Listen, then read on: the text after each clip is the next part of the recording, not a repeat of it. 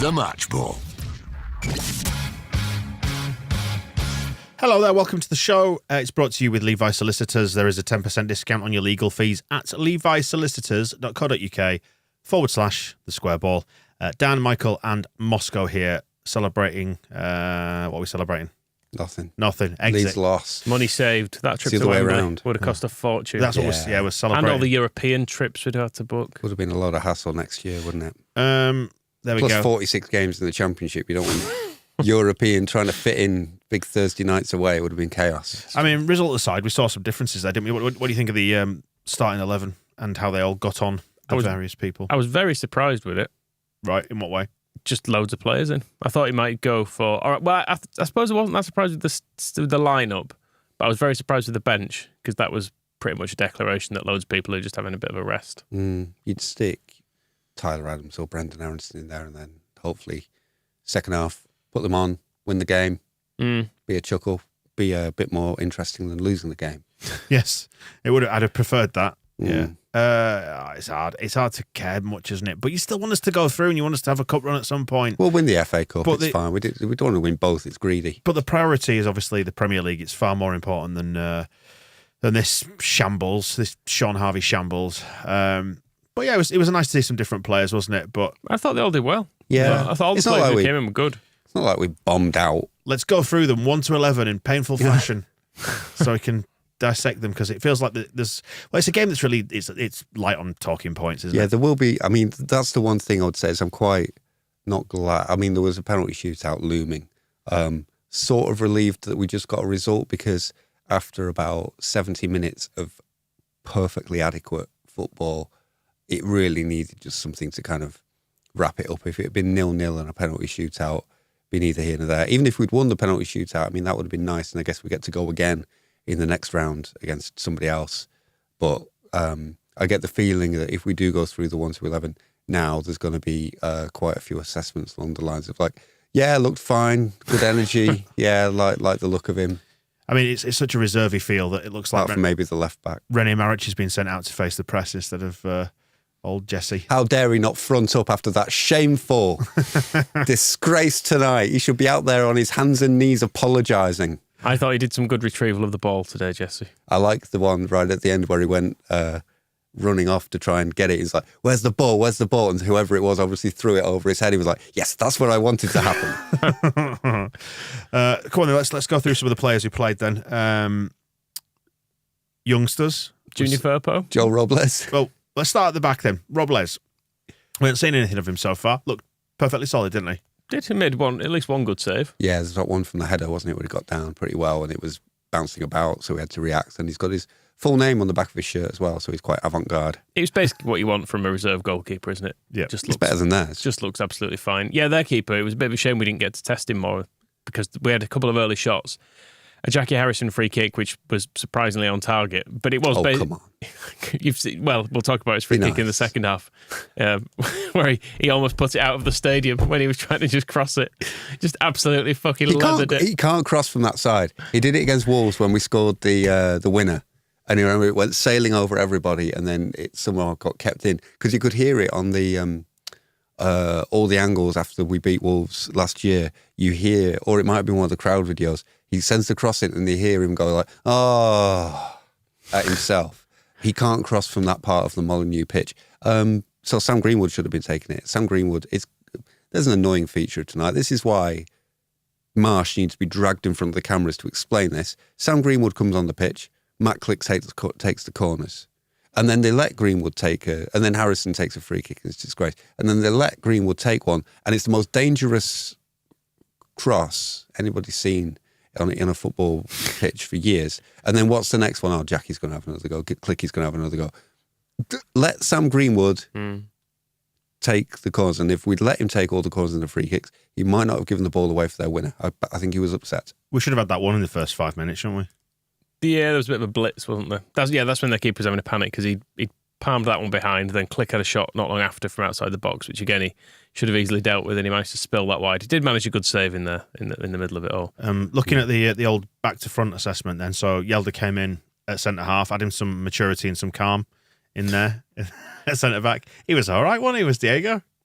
Diego, Yeah, he's funny, isn't he? He does some funny stuff. There was a bit where, in the first half, Chan pulled him back a bit, and it should have been probably given as a free kick. The ref had a night off. We were discussing this as well. Like he basically just didn't bother with anything. He didn't bother booking anyone. Yeah. He let some balls go. There's some offsides. They were like, fuck it, don't matter. Yeah, Fill the cup. It's a borderline free kick, so he's just like, I'm not bothered. Yeah, I can't. I'm not doing the paperwork. Don't for make me bookings. blow a whistle. Yeah, but Llorente did a sort of mid-air scissor kick type thing to clear it after he was pulled back, and his gift for physical comedy is second to none.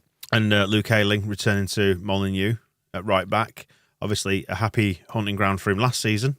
He was fine, wasn't he? Yeah, he was fine. There was one good attack in the first half. I didn't quite get him when he was getting in the box. I was just going to say about Yelda had a few. There was a moment in the first half when Firpo was defending a situation adequately, and for some reason I thought it was Llorente because the defender went charging over and kind of. It's like, I'm doing this, don't worry about it, and ended up sprinting around after the Wolves players and after the ball, leaving a huge gap that Wolves played into. And I was like, Llorente. And then when I looked more closely, it was Yelda. I think he's got a few. He's one of the youngest of the young, isn't he? So he's got a few just kind of madnesses to either get out of his game or really like nurture them for the next 10 years, and so he can be Llorente too. It was Steelers' wheel, wasn't it? Stuck in the middle with you. Clowns to the left of him, Jokers to the right. It could have been that the influence of the person alongside. I like Yelda overall. It's just, and there was some really good stuff he did tonight as well. It's noticeable that he's got the occasionally gripped by the madness. Well, good. It adds more interest to things, doesn't it? Into midfield. Who's in And midfield? also he got whanged straight in his appendectomy. Yes, Which I was a bit worried about. Burst his second appendix. well, the other one on the other side. The other one's gone now. Into midfield, JB and Click in there. You're just not talking about Firpo. Well, what's there to say? Junior does junior things. Junior knows what's going on in his world. It wasn't his worst game. No, which given he was against Traore. Although Traore's not actually any good, is he? Yeah, but they're Barcelona buddies, aren't they? There was one good bit when they played a ball down the line and Traore ran onto it and ran past Firpo, and Firpo just stopped. He's like, yeah. You've seen him. Yeah, he's like, and it was absolutely fair enough. You couldn't fault his behaviour. Like, there's nothing I'm going to do about that. So that one's gone. Maybe next time. Yeah, he's like, I've stopped him a couple of times, but this one, nah. In the midfield, yeah, JB and Click in there. I thought JB, he's you can tell there's a little bit of naivety in his play sometimes, but he also looks really, really tidy. He does overplay a bit sometimes, doesn't he, and loses the ball. But thinks he's still at Man City, doesn't he? But he's dead good. Yeah. Like, I was happy to see him at a better level as well, because, well, all of them for this reason, that every time I've watched them in the under-21s, him, Perkins, both look just far too good for it every time I've seen them. And Joseph always looked good as well. We haven't got to him yet. Sorry, I know, but yeah. No, he was good. He was good. I would not object to seeing more of him. Yeah, I think he needs games of this kind of level. Or maybe it's a bit of, maybe the under-21s will help him as well, because with his overplaying, I think he's used to Manchester City as you can kind of dribble around a couple and pass it, and then the player you're passing to is also mint. And so they're just going to, whatever you give them, they'll control it. There'll be like a feather touch there, and they'll do a Maradona turn and pass it to somebody else who is mint. Whereas here, he's playing a ball out wide, and it's Junior Firpo's on it, and it's kind of like, okay, maybe I need to be a bit more clever about who I pass to and how I like the weight of pass that I give them and stuff. But where it pays off, there was that great moment where he very calmly inside our penalty area just passed to the edge of it, and he had that sort of. I had a flutter, but he was absolutely fine with what he was doing. Yes. Who was in front of the midfield? Click. He was fine. Yeah, good up and coming young player. Yeah. Hope we'll be able to keep him after the World Cup, because that could be what puts him on the world stage as one of the next great talents. No, he's all right. Players behind the strikers. The bit when he played, the bit when Click passed to Traore, I thought that was suboptimal, but most of his other stuff was pretty cool. It's a bit. I feel a bit bad for him that he's. It's going to be a contrast. I hope he does go to the World Cup as a contrast to the last week of playing away to Crewe in the JPT, and then this game, which was kind of like, it's a reserve team, isn't it? And you're in it. Did you not have the commentary at the end? He said, "Oh, what a victory for Wolves!" It was really bigging it up. I think probably most Wolves fans would have been like, Just tone it down a bit. The statue of Billy Fine. Wright is crying. It's fine, isn't it? But yeah, Don Goodman's probably driving there now, hoping to get there for the after the party. Joffy, Perkins, and Jackie behind the striker. it didn't work really for Joffrey, did it? I felt sorry for him. He did some nice things, but they were nowhere near the box. It felt like his better work was coming deep and winning stuff in midfield. And then injured again. Yeah, I'm worried about him. He did a great layoff in midfield and then ran forward and just ran like 5 yards offside, and that stopped that. I think Perkins was maybe slightly to blame for that because he didn't release. I think he What wanted about the the ball. other times Joffrey was offside? They were his fault. I know the one you mean though. When he was miles off. Yeah. He needs to maybe plug his head in a bit and then more health. More health. More health. Send him to a health farm. Eat some. I was going to say mushrooms because that's a Mario reference, but it sounds bad. Go to Amsterdam and eat some mushrooms. Should you just eat whatever he finds in the forest? I'd say so. Check if you're going to do that. Check against a guidebook or something because danger lies that way. Matteo Joseph finally looked all right. Stuck on the left. Felt a bit sorry for him. He's right. Well, we saw his chance when he was on his left and he had to then cut in and try and use his right. But normally he plays down the middle and it was Joffrey down the middle and he was on the left. Oh, was it that way around, was it, most of the time? Yeah, I think that's right. The fact that I didn't really notice it. Was that right? I'm pretty sure that was right. Yes, it was Joffrey up front and then Joseph on the left and then Jackie on the right, which, again, just put him on the left. Especially if Joseph doesn't play well there particularly. Just put Jackie on the left. Even the good shot he had, or he cut in and used his left. It just made things really difficult. It meant he went down the right, cut in, had a shot that didn't look as close as it looked once he saw the replay. But if he'd been on the left, that would have just been a cross whipped across the 6-yard box and would have been much more dangerous than whatever he has to try and concoct from cutting in all the time. And he's been rubbish since we changed it. So maybe it's him.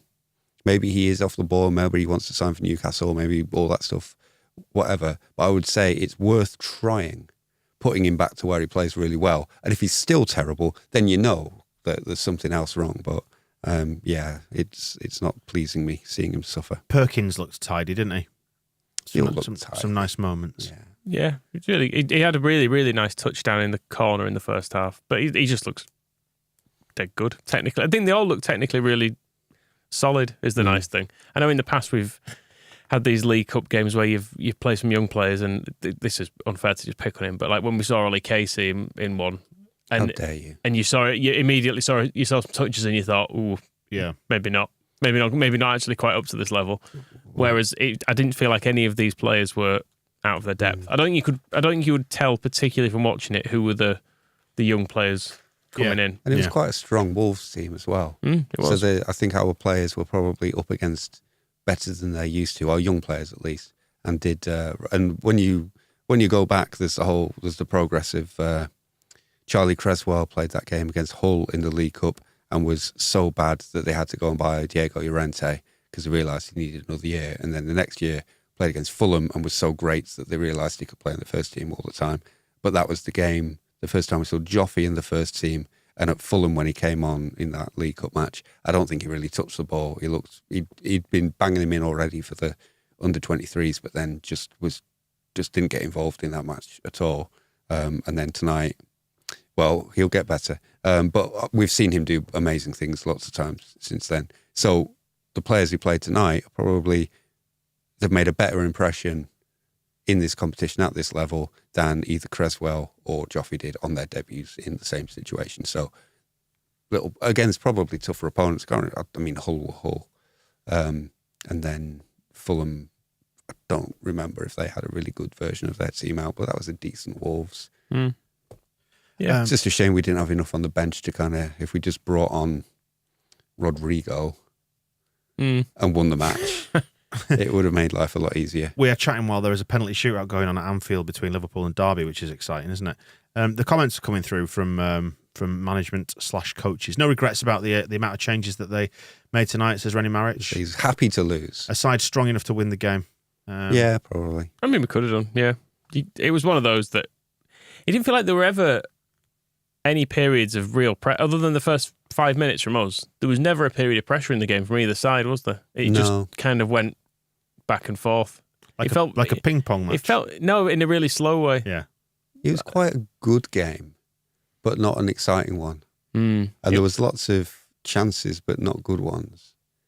And not ones that got you out of your seat and going, oh, when Jackie backheeled past the player, that was good. But then that was when he immediately followed up with the free kick that he aimed at some other part of Wolverhampton there, apart from the one that they were in. Just looking at the teams who were going through to the next round, just jotting them down based on the results. So tonight we have seen Arsenal lose to Brighton at home. Newcastle have beaten Palace on penalties 3-2. Forest have beaten Spurs. We got Southampton through on penalties against Sheffield Wednesday. West Ham have beaten Blackburn on penalties 9-10. The first 9 penalties all scored in that one. Really? Bloody hell. I think so. Anyway, that's what I'm seeing on my app. That result, that game, makes me think Southampton are getting relegated. Right. Getting past Sheffield, managerless Southampton, getting past Sheffield Wednesday from the 3rd division on penalties in the League Cup. That stinks of a relegation season. You'd look back at that match. I bet it's been a poor. What was the score? Which one? Sorry. Sheffield Wednesday against Southampton. 1-1. Yeah. Oh, I mean, that's poor. So that's one of the relegation places gone. So that's a positive from tonight.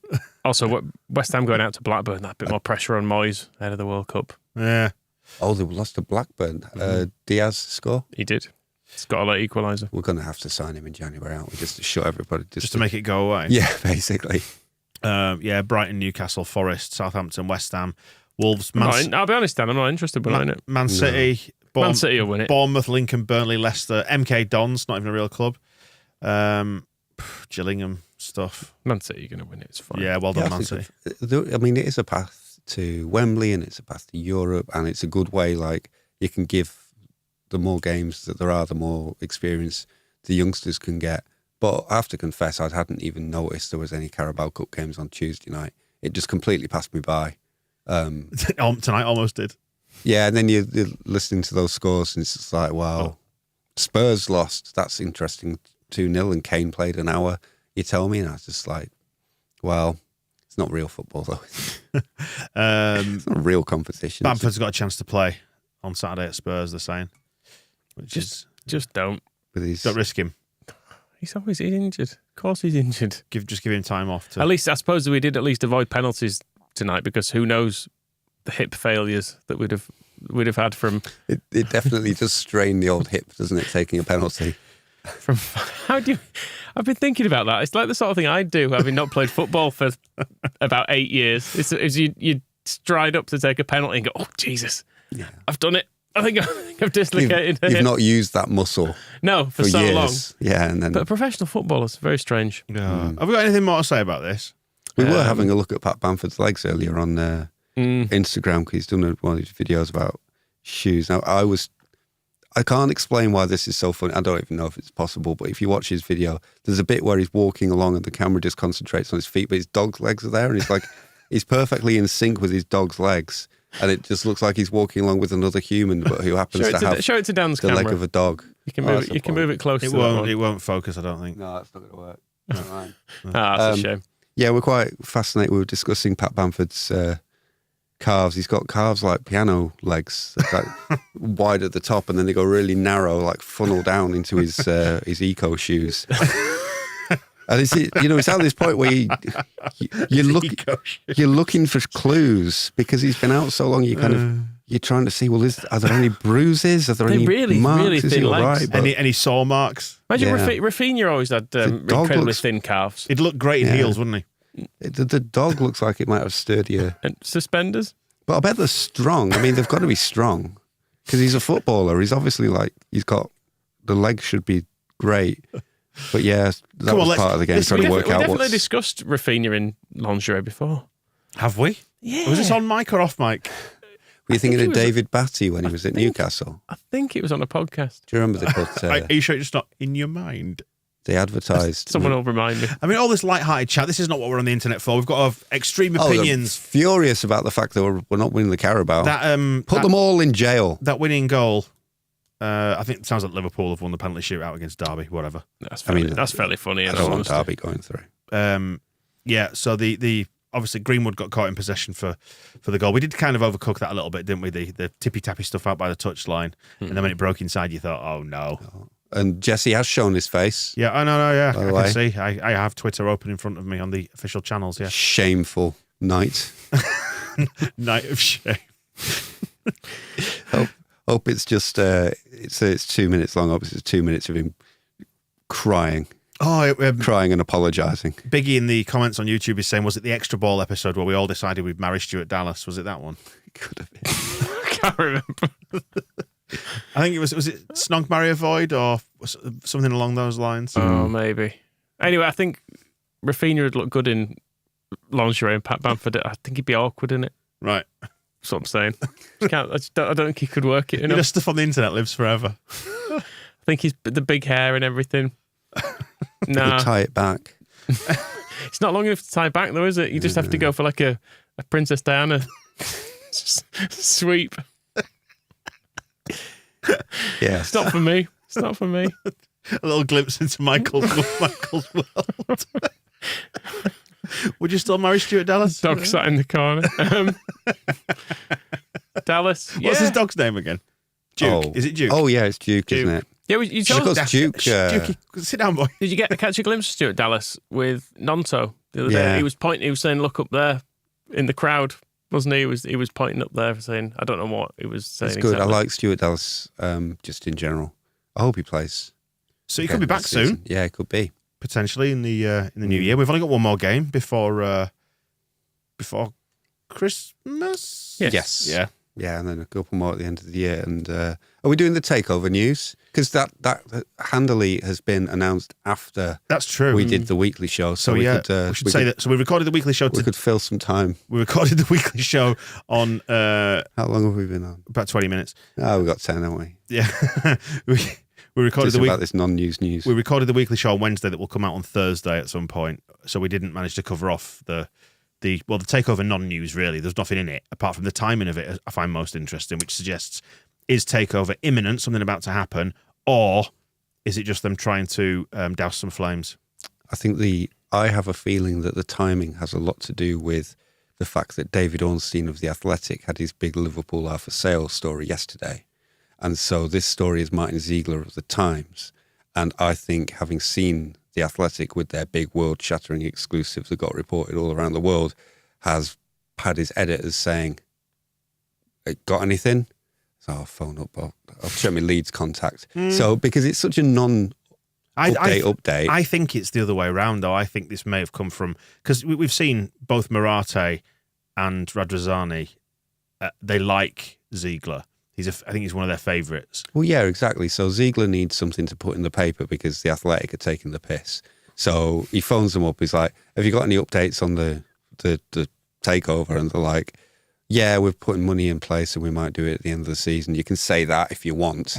And we won't complain. That'll probably be the thing of it. Either that or it could be the same person who got all the Liverpool for sale news and saw that sales deck is like flapping to everybody about what all the banks and financial people are doing.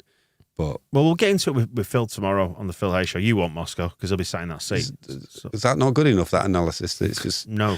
I don't think Phil will say it was just a dick swinging move by the Times because we're making him look because he's not brave enough.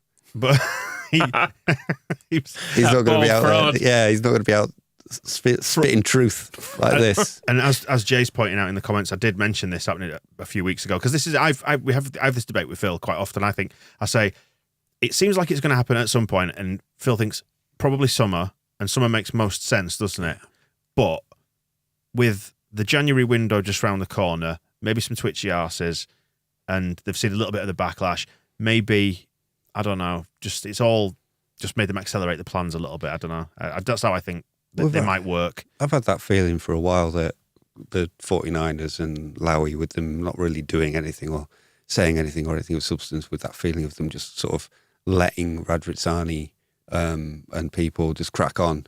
It's like, okay, you got them promoted and you've got the plan in place to finish mid-table this year and a bit better in mid-table next year and then try and go for Europe after that. And it's like, we'll get ourselves ready, but we won't really interfere and see how it goes. And then have seen how it goes. how it goes, and they start to go like, well, maybe we actually need to think about stepping in. Yeah.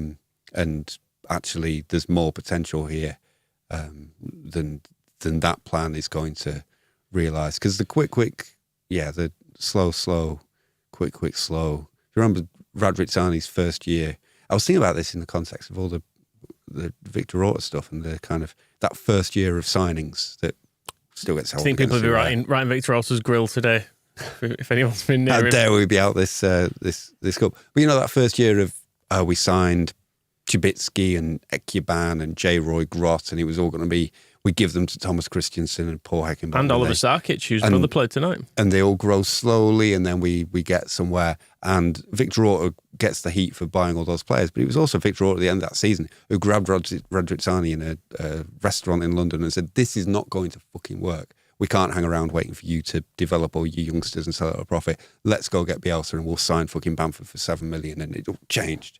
And then I think now we've changed back, and I would wonder if it's the 49ers who are going, we can't hang around all our lives waiting for Sonny Perkins to be worth 20 million.